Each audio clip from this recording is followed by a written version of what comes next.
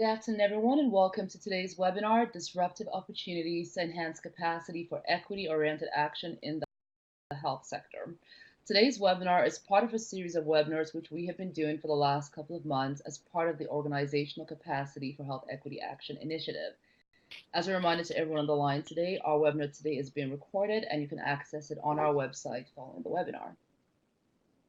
I'd like to begin by acknowledging that the National Collaborative Center, who I work for, is located in Mi'kmahi, which is the ancestral and unceded territory of the Mi'kmaq.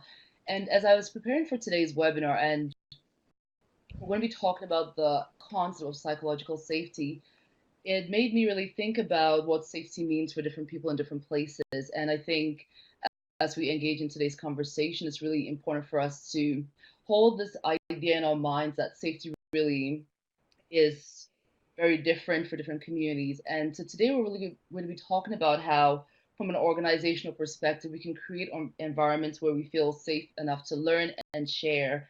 And I'm noting that that is a very, very distinct from what concerns around really safety to live and thrive, which is particularly relevant for a whole host of communities, particularly for Indigenous people. So thank you. The intention of our webinar today is really to talk about disruptive actions and how they can be viewed as opportunities to enhance capacity for health equity action. So as we started this initiative last year, one of the things which came up very early for members of the initiative was that a lot of times when we attempt to raise issues of inequity within organizations, those are often perceived as disruptive. When we name inequities, those are perceived as disruptive. And so the group really felt like it was important to spend some time thinking about how we navigate that terrain, how we develop effective strategies to address those concerns when they do come up. So throughout today's webinar, you can ask questions in the chat box at any time, and we'll be taking those questions at the end of the webinar. Also today, we'll be hearing from Dr. Annette Brown, who will talk about some strategies to promote equity-oriented practice based off of her experience in the EQUIP initiative. So welcome, Annette. We'll also be exploring the role of leaders in supporting the conditions which we think are really important for health, for equity-oriented actions to thrive. I'd like to welcome both our guest speakers today, Dr. Katrina Plamondon and Dr. Annette Brown, who are both with the School of Nursing at the University of British Columbia, albeit in different campuses.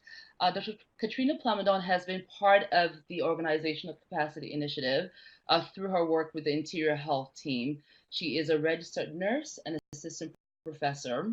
Her research focuses on questions of how to advance health equity action at different levels of organization and society.